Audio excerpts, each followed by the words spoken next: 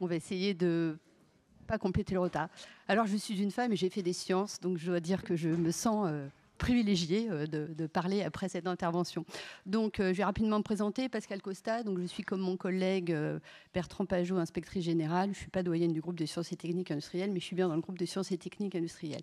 Donc, notre deuxième grand témoin de la matinée, donc on était sur le côté transport aérien, on va passer sur le côté transport terrestre, hein, et plus particulièrement sur la décarbonation des mobilités. Donc terrestre. Hein. Alors, peut-être quelques chiffres. Vous rappelez qu'il a été convenu qu'en 2050, nous arrivions à une neutralité carbone et pour ne pas dépasser de plus de 1,5 degré la température des niveaux pré-industriels, il fallait absolument donc décarboner notre empreinte. Hein. Et pour vous donner quelques chiffres, je ne sais pas si c'est des chiffres que vous avez tous en tête, le transport représente actuellement 32% en France des gaz à effet de serre. Donc c'est vraiment un enjeu crucial de décarboner le transport. C'est un enjeu important en fait pour la filière automobile, hein, qui est une filière puissante en France. Et vous avez dû savoir aussi vous devez savoir aussi qu'en 2035, il a été décidé de mettre fin à la vente des véhicules thermiques. Donc il faut qu'en 2035, nous soyons prêts à ne vendre en France en Europe plus que des véhicules électriques. Donc, pour quelques petits chiffres quand même, en France, nous avons à peu près chaque année, en 2023, il y avait 2 millions de véhicules neufs vendus en France. Pour que vous ayez ce chiffre de grandeur en tête, en 2023, il a été produit en France 300 000 véhicules électriques. Voilà. C'est des chiffres qu'il faut avoir. Et donc, l'objectif, c'est qu'en 2030, 2035, on soit prêt en France à vendre ces 2 millions de véhicules électriques. Alors, Philippe Chêne est depuis longtemps un convaincu de la décarbonation de cette filière. Donc, je vais vous laisser vous présenter. Ça me paraît beaucoup plus simple. Bon. Bonjour à tous. Je suis ravi d'être là aujourd'hui. Moi aussi, je voulais dire que le dialogue entre les entreprises et les enseignants est un sujet qui m'est cher. Donc, je suis vraiment ravi de pouvoir m'adresser à vous. Je me présente souvent comme un ingénieur de l'automobile parce que je suis ingénieur de formation, que j'ai toujours travaillé en tant qu'ingénieur dans l'automobile et plus particulièrement un spécialiste des voitures électriques puisque j'ai commencé à développer des véhicules électriques il y a plus de 30 ans, au début des années 90. Donc effectivement, c'est un sujet que je connais bien et pendant longtemps, j'ai eu l'impression d'être le seul convaincu que les voitures électriques, c'était l'avenir ou que la mobilité allait devenir électrique. Maintenant, j'ai l'impression qu'on est plus nombreux. Et ça fait plaisir. Mon parcours, rapidement, en fait, j'ai passé 20 ans au sein du groupe Renault, donc à travailler sur des voitures électriques, mais aussi un peu sur autre chose. Et puis, en 2011, j'ai été contacté par Tesla, une toute petite entreprise californienne à l'époque qui m'a dit qu'ils allaient changer le monde, révolutionner la mobilité, ou des tas de choses comme ça. D'abord, je ne les ai pas pris au sérieux, et puis quand j'ai regardé de plus près, j'ai décidé de franchir le pas. Donc je suis parti en Californie. Je suis devenu le directeur de la qualité de Tesla au moment où on a lancé la première Tesla, donc c'est la Model S. Voilà. Un peu plus tard, je suis revenu en Europe. J'ai passé 3 ans en Allemagne chez Audi à développer des voitures électriques aussi. Et puis, depuis plus de 4 ans maintenant, je suis l'un des cofondateurs de Verkor, dont on va parler aujourd'hui, qui est une entreprise française de batteries électriques. Alors, avant de parler plus précisément de cette entreprise qui est née en 2020, hein, c'est assez récent, quelques chiffres aussi de contexte. En 2022, pour produire les véhicules électriques que nous avons actuellement au niveau mondial, il a fallu produire 700 gigawattheures de batteries. Et les batteries, aujourd'hui, elles sont en lithium-ion. Alors, pour que vous vous rendiez compte un peu de la répartition mondiale, la Chine, en fait, produit 567 gigawattheures, les États-Unis 59 et l'Europe 52. Avec 52 gigawattheures, si jamais on prend une voiture moyenne actuelle qui a un stock d'énergie de 60 kWh, c'est à peu près ce qui se fait. Aujourd'hui, on pourrait, avec ces 52 gigawattheures en Europe, uniquement alimenter en énergie 860 000 voitures en Europe. Hein. Donc on est très très loin de la production, puisqu'on n'est même pas capable de produire celle. Enfin, on est capable en Europe d'avoir le quart, pardon, de ce qu'on a vendu actuellement. Voilà, d'où la nécessité en fait de devenir indépendant. Donc vous allez nous dire en fait comment cette société s'est créée en 2020. En fait, on rejoint les thèmes de plusieurs interventions précédentes, qui sont les thèmes de résilience, de souveraineté, d'indépendance. Pour dire avec mes mots ce que vous venez de dire, il n'y a pas d'industrie de la batterie en Europe. Et donc on va faire des voitures électriques, mais on ne sait pas faire des batteries. Les batteries viennent d'ailleurs principalement d'Asie, de Chine, mais aussi de Corée et du Japon. Donc, pour dire les choses très simplement, il faut développer, construire, créer une industrie européenne de la batterie. Donc on n'est pas les seuls ni les premiers à avoir eu cette idée, mais avec mes 5 cofondateurs à Grenoble, on s'est dit que c'était le moment de s'atteler à cette tâche. Donc on vient d'horizons très différents. Alors à l'époque, on nous a qualifiés de start-upers. On ne se reconnaissait pas très bien dans ce terme parce qu'on avait tous plus de 40, 50 ans et beaucoup d'expérience. Mais notre enjeu, c'était bien de contribuer à la création de cette industrie européenne. Alors comment on a fait ça? On a dit on va construire une gigafactory. Donc ça, les gens comprennent ce que ça veut dire et voient l'enjeu. Et ça a été le thème du départ. Donc voilà, on a rassemblé des compétences, des expériences venues d'horizons très différents. Et au cours de l'année 2020, on a construit ce projet. Et au cours de l'année 2020, vous vous souvenez, on était confinés. Donc c'était un souvenir particulier de créer cette entreprise en Zoom. Donc, beaucoup de défis à relever. Est-ce que vous pouvez, en quelques mots, on a cru comprendre qu'il y avait 3 mots-clés pour relever ces défis, pour ce projet, puisque vous étiez 6 cofondateurs, mais l'entreprise a énormément augmenté depuis. Donc voilà, comment avez-vous pu relever ces différents défis? Ben oui, pour réussir, on s'est dit vite, il faut rassembler 3 choses. Une équipe, des talents, des gens qui savent.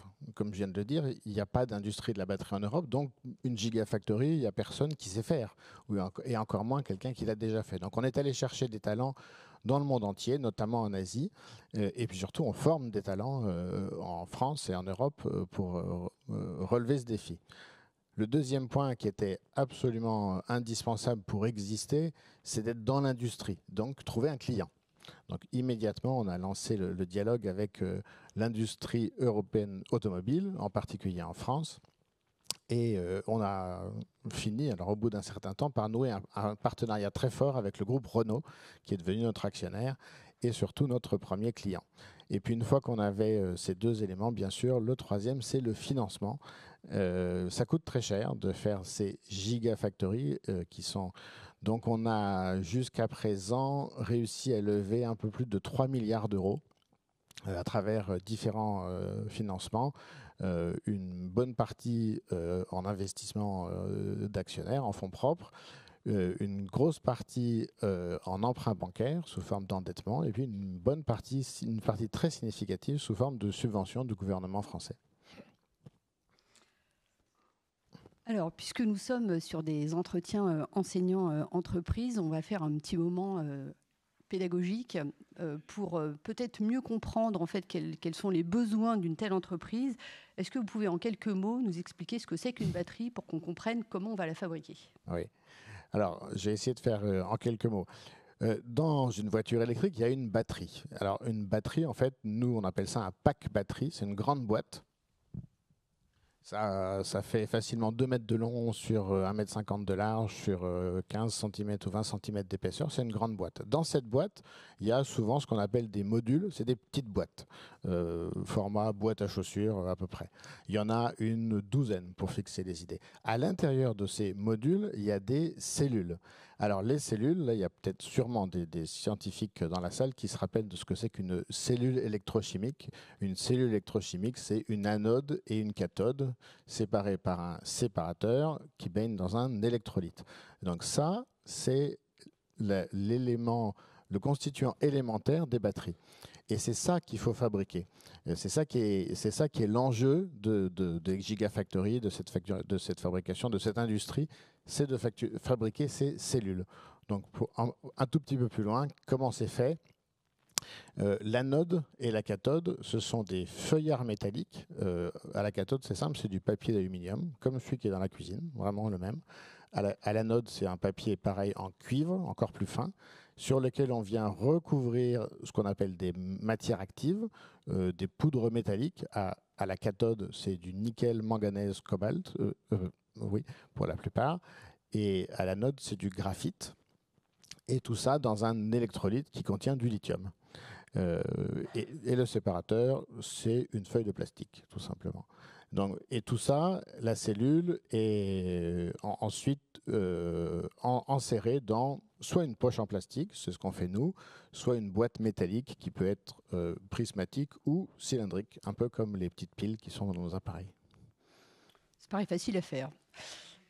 Alors, donc, on voit bien qu'il y a des ressources qui sont quand même pas forcément faciles à trouver. On a eu un regard croisé ce matin sur les ressources sous tension. Oui. Du constat aux solutions. On sait que le lithium, c'est pas, et vous avez évoqué d'autres matériaux qui sont des matériaux rares.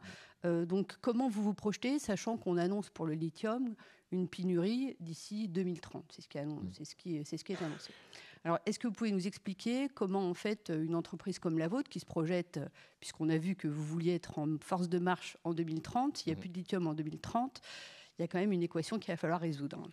Alors, je ne pense pas qu'il y aura plus de lithium en 2030. Alors d'abord, la première chose, c'est que le lithium est un élément assez répandu sur la Terre. Notamment, il se trouve en solution dans l'eau de mer, et il y a beaucoup d'eau de mer. Mais dans l'eau de mer, il est peu concentré, donc c'est pas facile de l'extraire. Donc on va l'extraire là où l'eau de mer s'est concentrée, dans les salars, dans les déserts de sel, dans les mines de sel et d'autres minerais. Et donc, la résolution de cette question, c'est créer des capacités d'extraction dans le monde. D'abord, plus localisées. Aujourd'hui, elles sont principalement en Amérique du Sud et en Australie, donc il faut les localiser ailleurs. Il y a beaucoup de projets en Europe. Et enfin, bas carbone, c'est-à-dire des entreprises minières, des capacités d'extraction qui réduisent considérablement l'empreinte carbone. Il se trouve qu'il y a beaucoup de ces projets en Europe. Il y a encore un enjeu de financement de ces projets et de rentabilité, mais on n'est pas limité ni par les ressources naturelles, ni par la technologie. Ça, c'est pour répondre sur le lithium. Les ressources qui sont importantes dans notre cas, c'est les métaux, le nickel. Olivier Andriès en parlait tout à l'heure pour parler de la volatilité de ces métaux. Et c'est important puisqu'ils sont une partie importante de notre base de coûts. Donc là, l'enjeu, c'est la même chose, sécuriser les approvisionnements, mais aussi se prémunir contre cette volatilité. Et donc, pareil, localiser le plus possible en Europe et réduire l'empreinte carbone. Tout ça sont des sujets en cours qui nécessitent pas mal d'investissements, un peu de technologie, mais c'est pas le sujet principal. Et surtout, encore une fois, la décarbonation tout au long de la chaîne de valeur. Merci. Alors, vous nous avez expliqué tout à l'heure que la recette, en fait, pour créer une entreprise, c'était d'avoir des talents, des clients et du financement. On est à l'Éducation nationale, donc nous espérons former les talents de demain. Mais donc, comment vous, puisque c'est aujourd'hui qu'il vous les faut, ces talents, comment vous procédez ? Oui, alors effectivement, la première chose, c'est qu'on est allé, je l'ai dit, on est allé chercher des talents dans le monde, des gens qui avaient déjà cette expérience, mais ça ne suffit pas, notamment en quantité. La deuxième chose, c'est qu'on embauche beaucoup de jeunes, d'ingénieurs, de sorties d'école, mais pas seulement, aussi beaucoup de techniciens.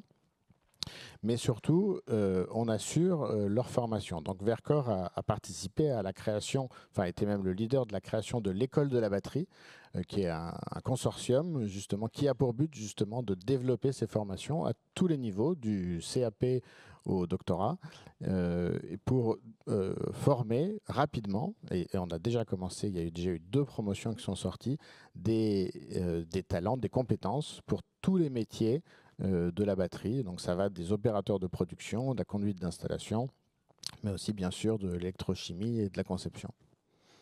Alors peut-être pour ceux qui connaissent dans la salle les campus des métiers et des qualifications, voilà, nous avons des campus des métiers et des qualifications qui font partie de ce consortium. Alors, 2020, on est en 2024, vous en êtes où? Ouais. Donc on a parlé de Grenoble, mais il n'y a pas que, c'est pas là que ça se passe au niveau Ouais. giga.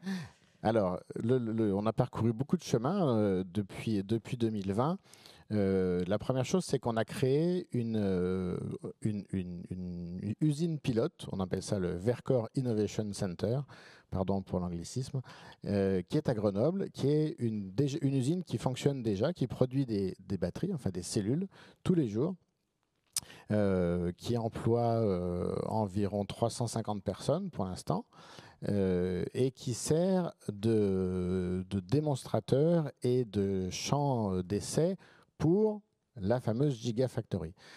Cette Gigafactory, elle est localisée à Dunkerque, exactement à Bourbourg, à proximité de Dunkerque, donc sur le territoire du grand port de Dunkerque. Et on a commencé la construction il y a moins d'un an. L'usine, on peut dire, est construite, donc elle est sortie de terre. Quand on passe devant, on voit les bâtiments qui sont gigantesque, comme son nom l'indique. Ça m'impressionne à chaque fois. C'est quand même un bâtiment qui fait 150 mètres de large sur 800 mètres de long. 22 terrains de football, il paraît. Il faudrait vérifier le calcul. Mais donc, c'est vraiment gigantesque. Et dans cette usine qui emploiera environ 1200 personnes d'ici 2-3 ans, on est en train de terminer la construction, l'aménagement intérieur, l'installation des machines, le développement des réseaux d'énergie, d'électricité, de fluide. Et tout ça sera fait d'ici la fin de l'année 2024. Donc dès la fin de l'année, on devrait commencer à produire nos premières cellules à Dunkerque. Et puis notre client, Renault, attend la fabrication en série, cette fois en grande série, pour le milieu de l'année prochaine, donc dans un an. Donc dans un an, vous devrez voir des voitures, probablement de la marque Alpine, dans la rue, qui seront équipées des batteries fabriquées à Dunkerque. Voilà, que dire, on a dépassé les 600 personnes maintenant en tout. Et ça ne fait que commencer puisque pour l'usine de Dunkerque, on a lancé le recrutement de ces 1200 personnes. Il y a 300 premiers postes qui sont ouverts et qui sont en cours de recrutement. Il y a d'ailleurs un job dating la semaine prochaine au Stade des Flandres, qui est le stade de l'équipe de handball que Vercor sponsorise. Et donc n'hésitez pas le 7 septembre à passer l'information pour tous les gens intéressés. Alors peut-être en guise de conclusion, avant de prendre une question, pour rebondir sur le début de notre échange, on parlait de décarbonation. En quoi Vercor, en fait, produit des batteries bas carbone? Oui.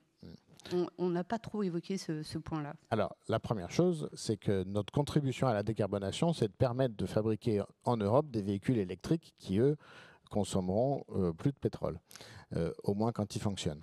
Mais effectivement, on va consommer beaucoup d'énergie pour fabriquer ces batteries. Et donc, l'enjeu, c'est que cette énergie utilisée pour fabriquer ces batteries soit elle-même décarbonée tout au long de la chaîne de valeur. Alors, au niveau qui est le nôtre de la Gigafactory, donc de la fabrication des cellules, on a pour ambition de diviser par 3 l'empreinte carbone des batteries par rapport à ce qui se fait aujourd'hui, notamment en Chine et en Asie. Comment on fait ça? La première chose, on utilise de l'énergie décarbonée. On est en France, on a, comme vous le savez, accès à une énergie fortement décarbonée, notamment grâce au nucléaire, mais pas seulement. La deuxième chose, c'est qu'on va avoir un accès direct à des énergies renouvelables. Donc il y aura des panneaux solaires, il y aura par exemple une connexion avec de l'éolien en mer, puisqu'on n'est pas loin.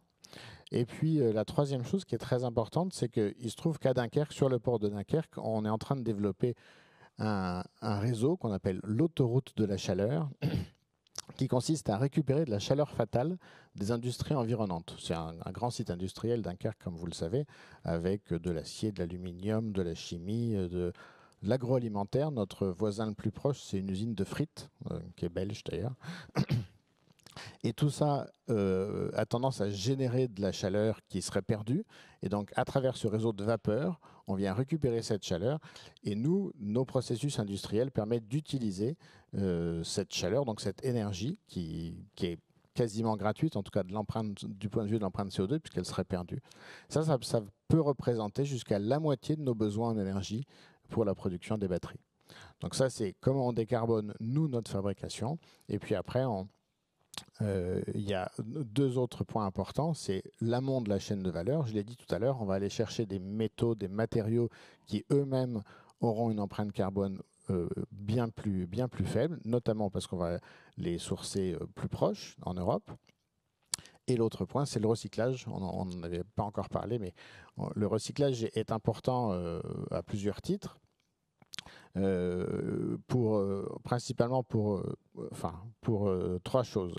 La première chose, c'est savoir quoi faire de nos batteries quand elles seront finies. Alors ça se passe dans 25 ans ou dans 20 ans, mais j'ai dit tout à l'heure, on sait recycler les batteries, donc on viendra récupérer les métaux dedans. La deuxième chose, c'est que quand on produit des batteries, on peut produire on appelle ça du scrap dans notre jargon, mais des déchets de fabrication, des morceaux de batterie qui ne sont pas utilisés. Et ça, c'est important d'aller les recycler le plus rapidement possible. Donc, on va créer des capacités de recyclage au plus proche des usines de batterie. Mais bien sûr, la troisième chose, c'est de sécuriser l'approvisionnement en métaux, alors en lithium, en nickel et probablement d'autres métaux, mais cette fois à plus long terme. Donc dans 30 ans, si dans 30 ans, les capacités d'extraction ne suffisent pas, ou plus exactement pour limiter la nécessité de capacité d'extraction, on va pouvoir recycler les batteries. Et donc en faisant ça, on réduit aussi considérablement l'empreinte carbone, puisqu'on évite d'aller extraire des matières dans le sous-sol. Et les procédés de recyclage sont bien plus économes en énergie, donc en CO2. Merci. Je pense qu'on a le temps de prendre une question, si vous en avez une dans la salle. Juste devant. Parfait.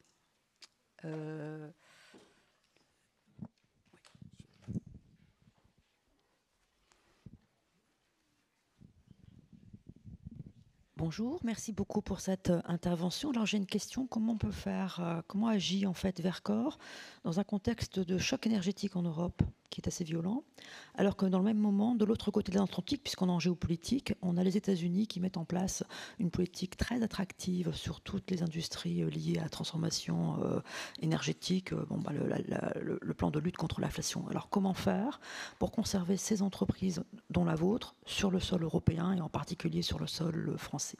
Et encore un grand merci pour votre intervention. Merci pour la question. C'est clairement un enjeu. Alors, comme je le disais au début, c'est quasiment la raison pour laquelle on a été créé, nous, c'est de sécuriser l'industrie européenne de la batterie. Mais donc, effectivement, le contexte est compliqué, en plus, il change. Et c'est vrai que l'IRA, le Inflation Reduction Act aux États-Unis, est un enjeu d'attractivité considérable pour les entreprises et les fabrications de batteries. Alors, il se trouve que ça contribue principalement au développement de l'industrie de la batterie américaine, qui était quasiment aussi faible que l'industrie européenne. Les chiffres que vous avez cités au début le montraient. Et il y a eu un moment où effectivement, on a pensé que cette attractivité américaine allait assécher principalement les sources de financement des entreprises de batterie européennes. Alors, ce n'est pas vraiment le cas. Comme on le disait tout à l'heure, la nécessité de l'industrie européenne, elle subsiste. Le soutien des gouvernements et des pays et de l'Europe est toujours très fort. Il y a un certain nombre de textes en préparation en Europe qui vont justement venir tenter de contrebalancer ces effets de l'attractivité américaine. Donc, à la fois sur l'utilisation des batteries, donc l'empreinte carbone des batteries et donc les contraintes sur la traçabilité des batteries utilisées en Europe et à la fois sur le financement. Donc, alors en ce qui nous concerne, comme je l'ai dit, nous on a passé cette phase de lancement et de financement, et on n'a pas été tenté de partir aux États-Unis, bien qu'on ait reçu beaucoup d'appels du pied de nos amis américains et canadiens, mais on est là pour développer l'industrie européenne. on constate que cette vague d'inquiétude est en train de se calmer. Comme toujours dans la création d'une industrie, il y a des hauts et des bas, ou des accélérations et des ralentissements. Donc on est en train de stabiliser un peu le processus. Mais moi, je suis confiant sur l'importance et sur la nécessité de construire cette industrie en Europe. Et je suis confiant aussi sur le soutien des pouvoirs publics. Nous avons l'optimisme de la volonté, si je peux boucler sur ce matin. C'est tout à fait ça. Bah, écoutez, il est l'heure, je pense, de faire la pause. Un immense merci.